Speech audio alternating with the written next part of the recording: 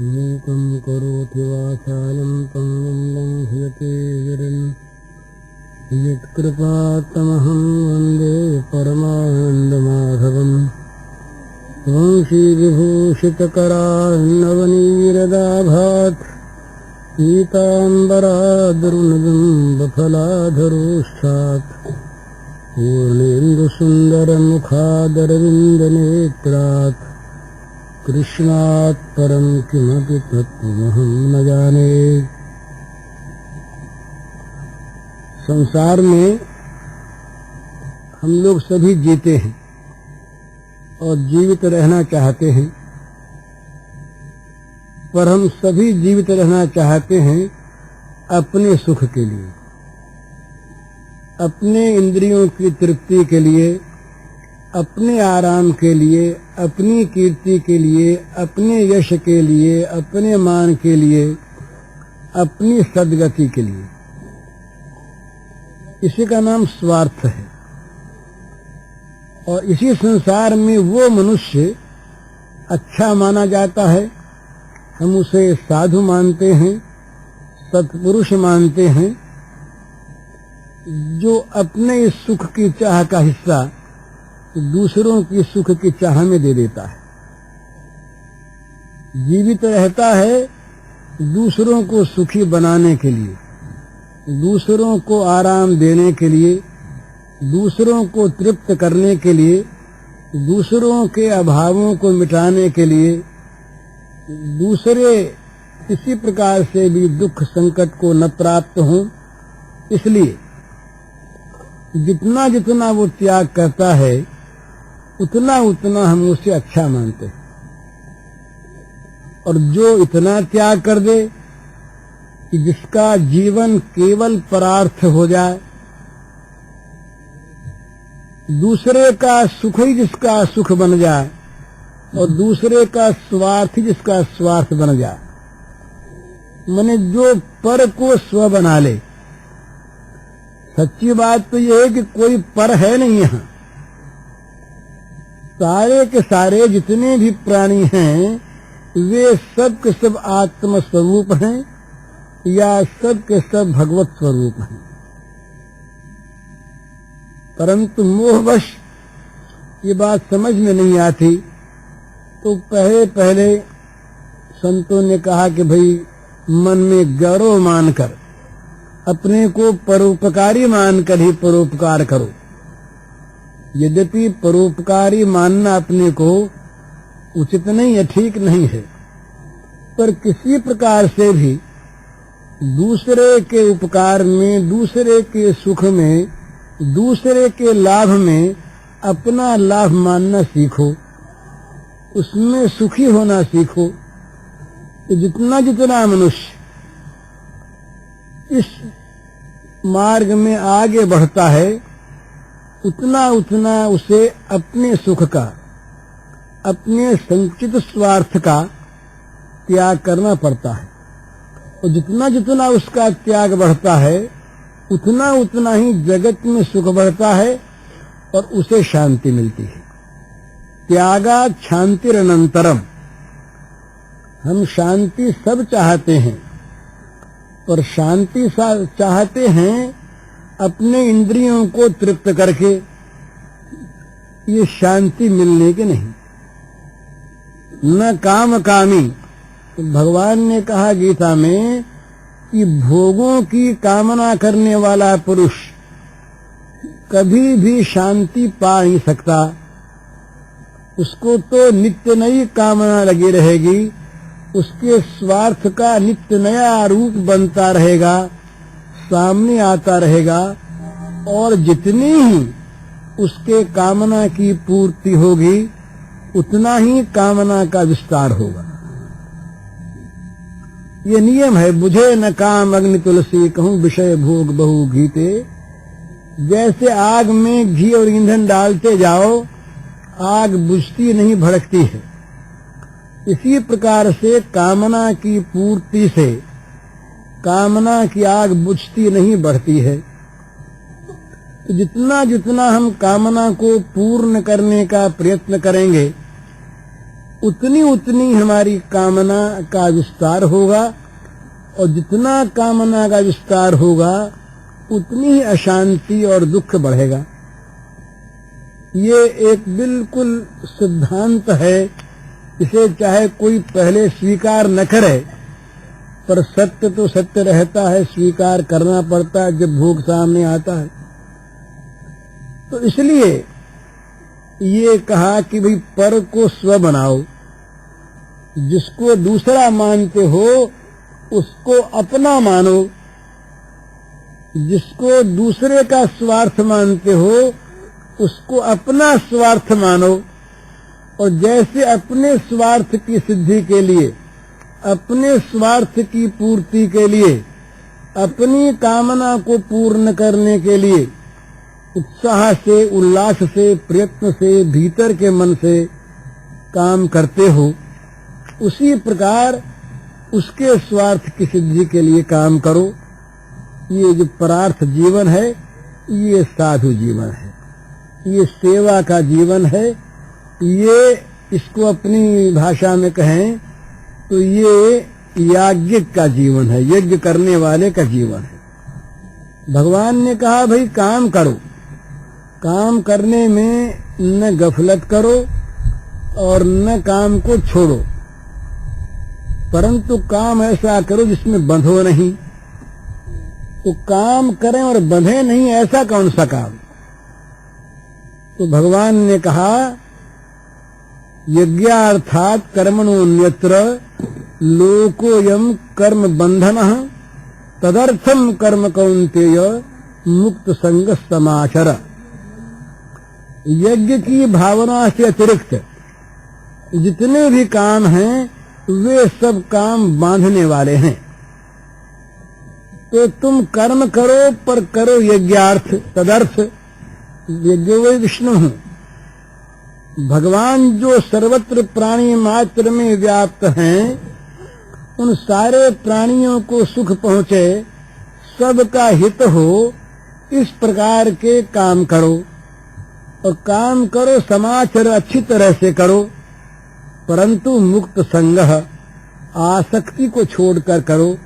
तुम्हारी न आसक्ति रहे कर्म में और न आसक्ति रहे कर्म के फल में।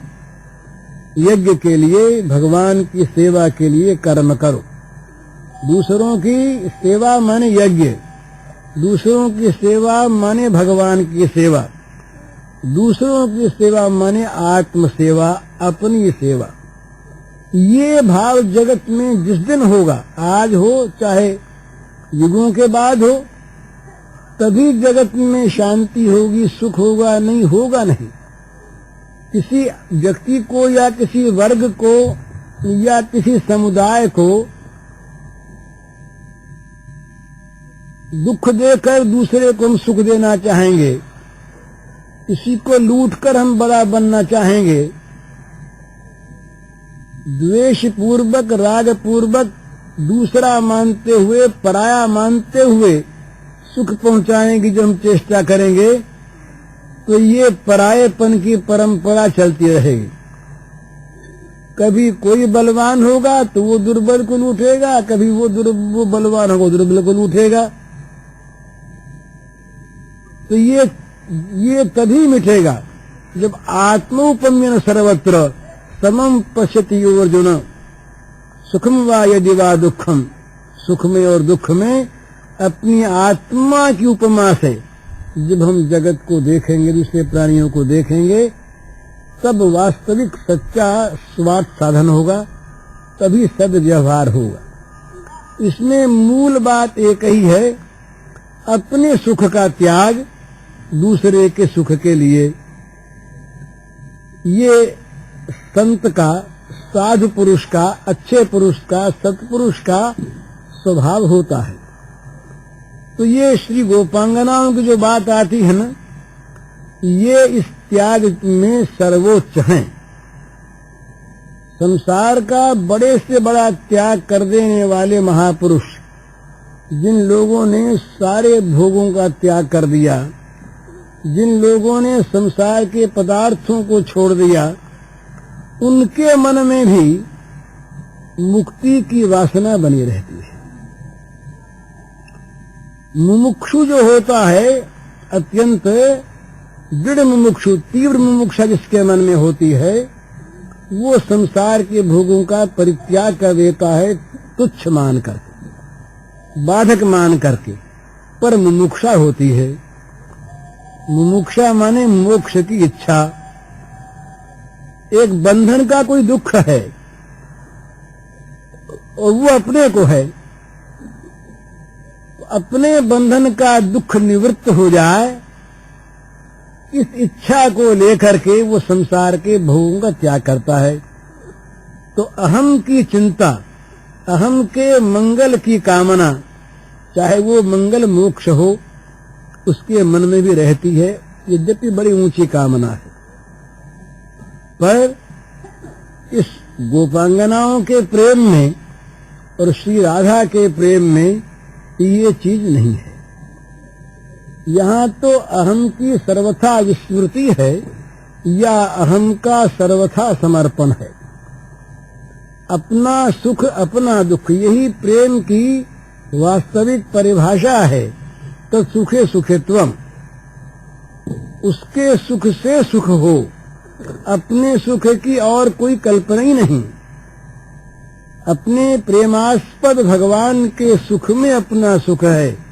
वो सुख चाहे अपने दुख में हो, वो सुख चाहे अपने नरकानल में दग्ध होने में हो, वो सुख चाहे अपने अपमान तिरस्कार में हो, और वो सुख चाहे अपनी दुर्गति में हो, और वो सुख चाहे अपने इंद्रिय सुख में भी हो।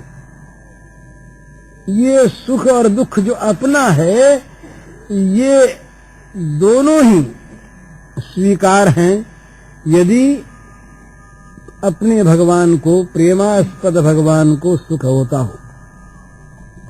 तो ये जो त्याग की पराकाष्ठा है, इसमें जीवन रखने की भावना इसीलिए और मरने की भावना भी इसीलिए। अगर मरने से सुख हो तो मृत्यु आज आ जाए, बड़ा सुंदर, और जीवन में सुख हो तो हम कभी मरे नहीं और मरकर भी जी उठे। एक बात उस दिन सुनाई थी, ये नंद बाबा श्री कृष्ण और बलराम को मथुरा में छोड़ करके आ गए।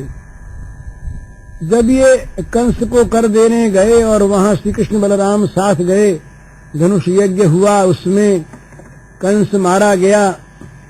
उसके बाद वसुदेव देव की छूट गए जेल से और श्री कृष्ण बलराम वहां रह गए। ये वहां पर सारी चीजें हुई।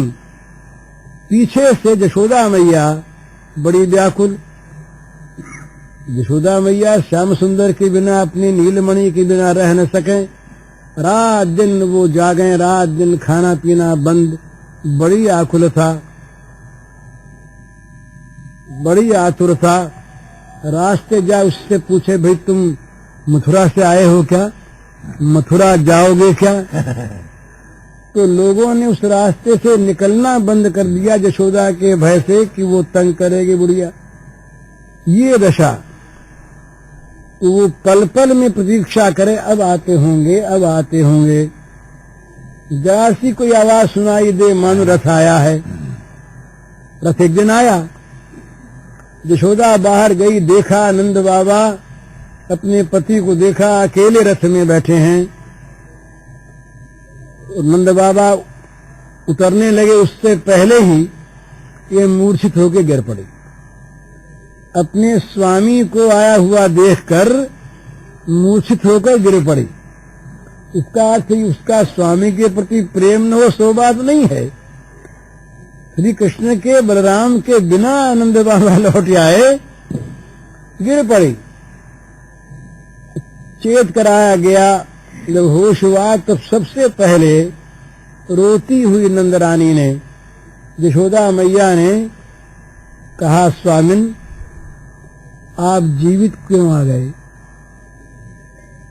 ये पति से प्रश्न है। आप जीवित क्यों आ गए, कैसे आ गए, आपके प्राण रहे कैसे?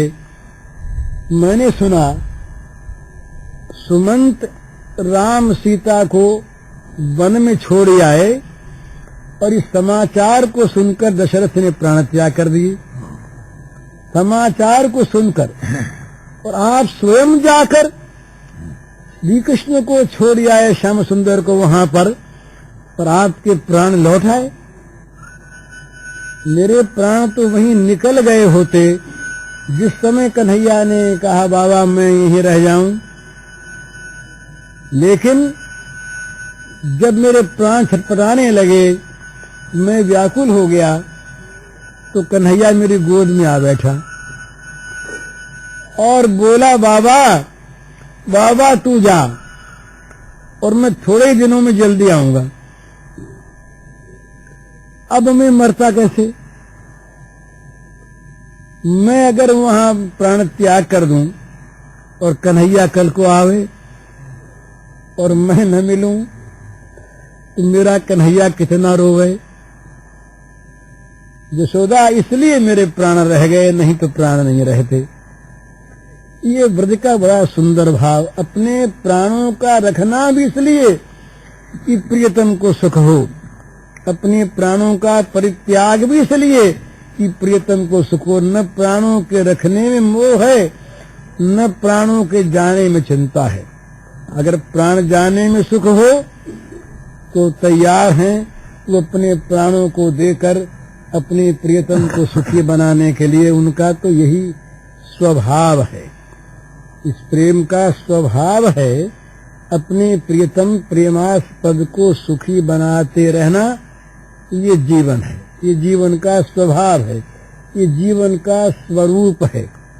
न कोई तर्क है, न कोई बुद्धि कौशल है, न कोई किसी से विवाद है, न अपने को ऊंचा सिद्ध करने की कोई चेष्टा है, न अपने को साधक मानना है, न भक्त मानना है, न प्रेमी मानना है। ये तो एक इस प्रकार की बड़ी दिव्य सुंदर आसक्ति है। सा परानुरक्तिरीश्वरे तदर्पिता अखिलाचारिता तद विस्मरणे परम व्याकुलता। ये स्वाभाविक इस प्रकार की प्राणों की एक स्थिति हो जाती है जब वो अपने प्राणधन, प्राण जीवन, प्राणाराम, प्राण प्राण श्री श्याम सुंदर के सुख में ही अपने जीवन को, अपने सुख को परिवसित कर देता है। बस भगवान श्याम सुंदर का सुख मेरा सुख, उनकी हंसी मेरे जीवन की हंसी, उनकी उदासी मेरे जीवन का सर्वथा विनाश। देख नहीं सकता, देखना चाहता नहीं।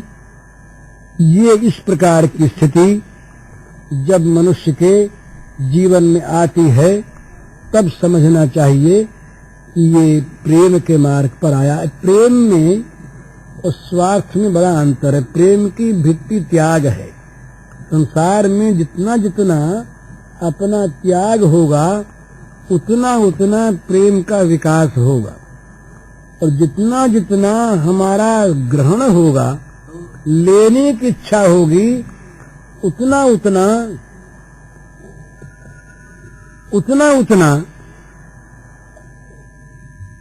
ये प्रेम का विनाश होगा। प्रेम का विकास और प्रेम का विनाश ये त्याग पर अवलंबित है। जहाँ त्याग का त्याग हो गया, त्याग करना छोड़ दिया आदमी ने, और भोग जीवन हो गया, भोग के लिए संघर्ष प्रारंभ हुआ, वहीं प्रेम जाता रहा। जहाँ छीना झपटी लेने के लिए हुई, पाने के लिए हुई, वहाँ प्रेम कहाँ है? प्रेम तो केवल देना जानता है, लेना जानता है। इसलिए जगत के प्राणियों में प्रेम करो, ममता मत करो, सेवा करो, अहंकार मत करो, उन्हें दो लेने की इच्छा मत करो, उनकी आशाओं को पूर्ण करो, उनसे आशा रखो मत, उनके अधिकारों की रक्षा करो, अपने अधिकार को छोड़ दो,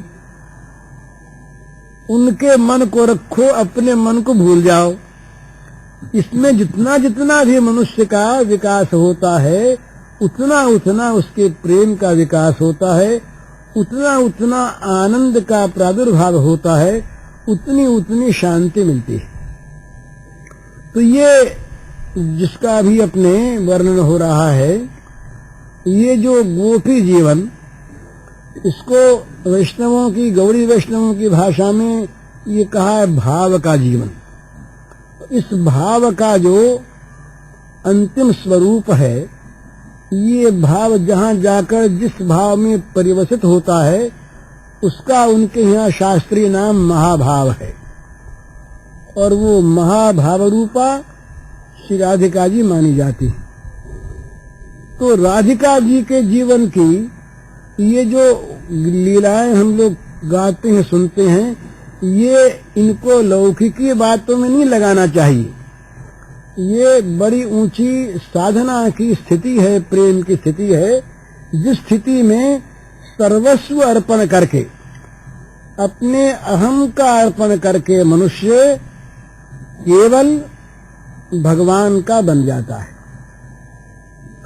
समर्पण में जहां तक अपने को रखता है ना, ये रविंद्र ने लिखा एक जगह बड़ा सुंदर, वो लिखते हैं कि समर्पण में जहां तक समर्पण करने वाला है, वहां तक समर्पण नहीं होता पूर्ण। अहंकार है ना, मैंने समर्पण किया तो ये मैं रह गया, मैंने समर्पण किया तो ये मैं रह गया। ये इस मैं का भी समर्पण हो जाना चाहिए। माने उसकी वस्तु उसकी इतनी हो जाए और ऐसी हो जाए कि जिसमें किसी ने उनको वस्तु दी, देने वाला कोई है वो न रहे, देने वाला भी समर्पित हो जाए। तो देने वाले का जहां तक अहंकार है, वहां तक समर्पित होता नहीं। इसलिए अहंकार को देने के लिए प्रस्तुत हो जाए और अहंकार को भगवान ले लें। तो उसका तरीका है ये कि सारे सुख जो उस प्रीतम के हैं, बस वही सुख इसके सुख बन जाए। अब अहम की भूल हो जाती है, अहम फिर नहीं रहता। अहम यदि रहता है तो अहम के सुख की कोई न कोई चिंता, अहम के मंगल का कोई न कोई मनोरथ छिपा रहता है। अहम के मंगल की चिंता है ही नहीं। केवल परार्थ ही नहीं, परार्थ जीवन में ये होता है कि अपने जीवन को मैंने परार्थ कर दिया दूसरे के लिए, दूसरा कोई रहा ही नहीं, दूसरा कोई रहा ही नहीं।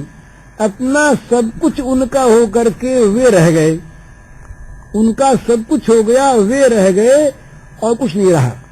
अब वे अपनी चीज को चाहे जैसे बरतें, चाहे जैसे रखें, चाहे जैसे, तो वहां फिर ये लीला के लिए नित्य दो भाव हैं जगत को शिक्षा देने के लिए। अनादि और अनंत काल तक ये रहने वाले राधा माधव का भाव, इस भाव में वो त्याग की पराकाष्ठा की शिक्षा देते हैं।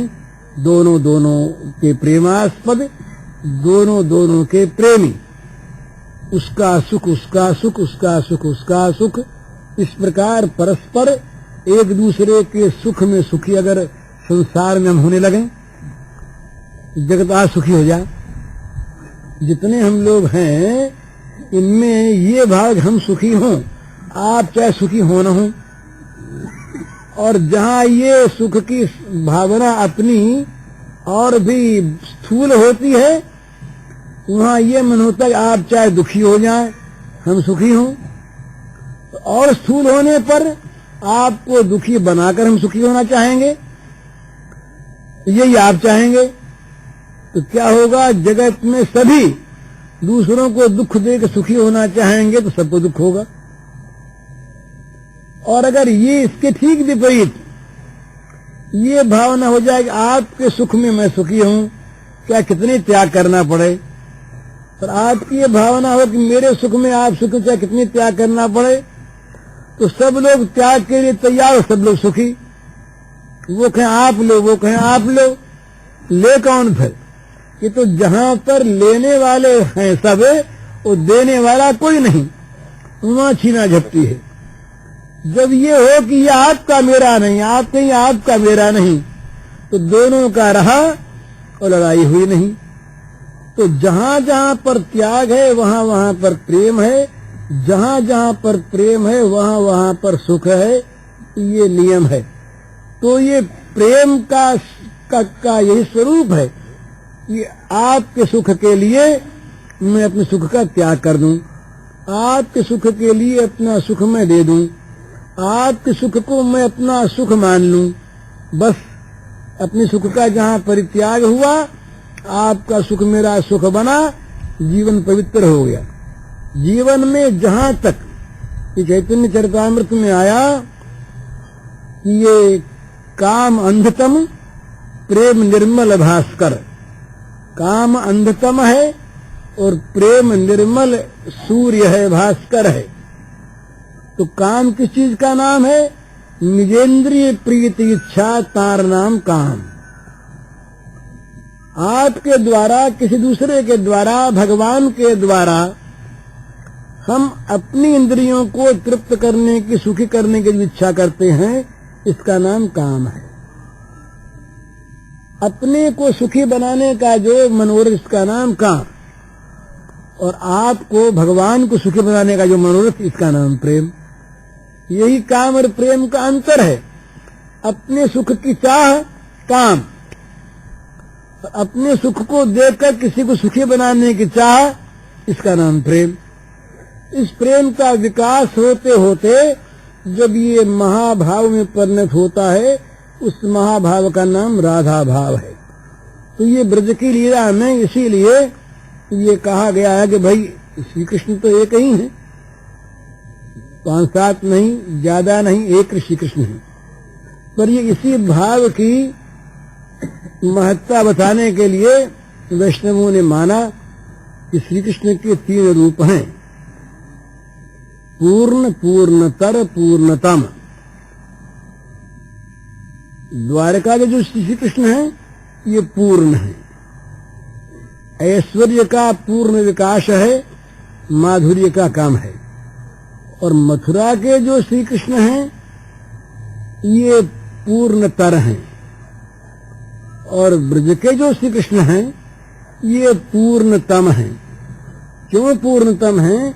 यहाँ जितने भी इनके वो सहचर हैं, साथी, संगी, पार्षद, सखा, सखी, जो कुछ हैं, ये सब के सब इन भगवान के जीवन में अपना जीवन मिलाकर, इनके सुख को अपना सुख बनाकर, इनको सर्वथा और सर्वदा मधुरतम बनाए रखते हैं।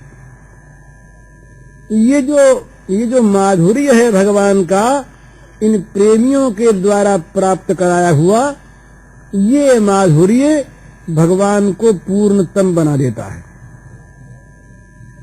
और इस माधुर्य में जहां जहां कमी होती है, ये माधुर्य जहां जहां पर घटता है, जहां जहां पर निजेंद्रिय सुख की इच्छा बढ़ती है, जहां जहां पर पाने का ख्याल ज्यादा होता है, वहां वहां पर ये भगवान की पूर्णतमता, जो मधुरता के विकास में अत्यंत कारण है, वो घटने लगती है।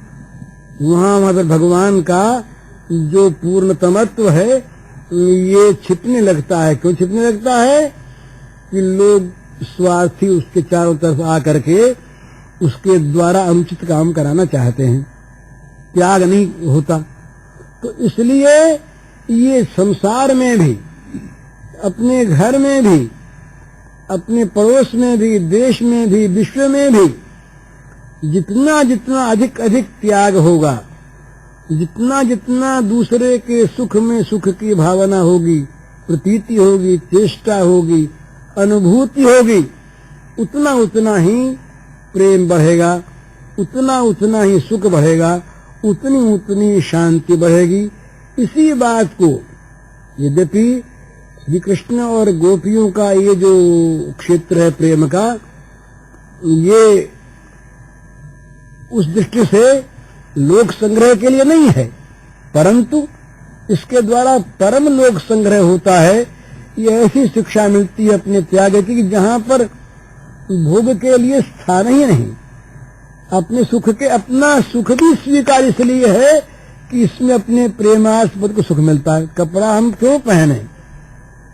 आप हमारे प्रेमास्पद हैं, हमारे कपड़े को देखकर आपको सुख हो इसलिए पहने, नहीं तो ये भी न पहने। त्याग और ग्रहण, भोग और त्याग, सुख और दुख, ये सब के सब अपने सुख के लिए नहीं, प्रियतम के सुख के लिए। ये श्री गोपियों का भाव और ये राधा भाव। तो इसी भाव को लेकर के ये जो आज पद सुना आप लोगों ने, राधा की अंतिम अभिलाषा, ये बड़ी सुंदर अभिलाषा। मरने के बाद भी वो चाहती है, बड़ी सुंदर बात है, ये श्री कृष्ण का नाम मुर्दे के कान में भी मेरे पड़ता रहे। श्री कृष्ण जहां पर कीड़ा करते थे, वहां की धूली मरने के बाद मेरे शरीर पर लगती रहे। श्री कृष्ण जिस तमाल के पेड़ पर पेड़ के सारे खड़े होते थे और जिस तमाल वृक्ष का वर्ण श्याम सुंदर का वर्ण है, वही सांवला सांवला, उस तमाल से मेरे मृत शरीर का स्पर्श होता रहे। ये मरने को कुछ डर नहीं, पंचभूत करिबास, पी बापी मार्ग मुकुर बीजन अंगन आकाश। ये बड़ा सुंदर भाव है, संस्कृत के एक पद का अनुवाद है। वो कहते हैं कि भाई मरने का डर नहीं है, पंचभूतों में वास है, पंचभूतों शरीर बना है तो ये बिखरेगा ही, परंतु एक कामना है, मरने के बाद इन पंचभूतों का क्या हो है? पी बापी मार्ग मुकुर बीजन अंगन आकाश। ये जो जल तत्व है, ये जिस सरोवर में हमारे प्रियतम स्नान करते हैं उसमें जाके मिल जाए। पी बापी, प्रियतम की बावड़ी में जिसमें वो स्नान करते हों उसमें जा करके जल तत्व मिल जाए। और जिस मार्ग से, जिस धरती पर हमारे प्रियतम चलते हों, मरने के बाद हमारे पंचभूतों का जो पृथ्वी तत्व है, ये उस पृथ्वी में जाके समा जाए जिस पर हमारे प्रियतम के चरण टिके वो जाए।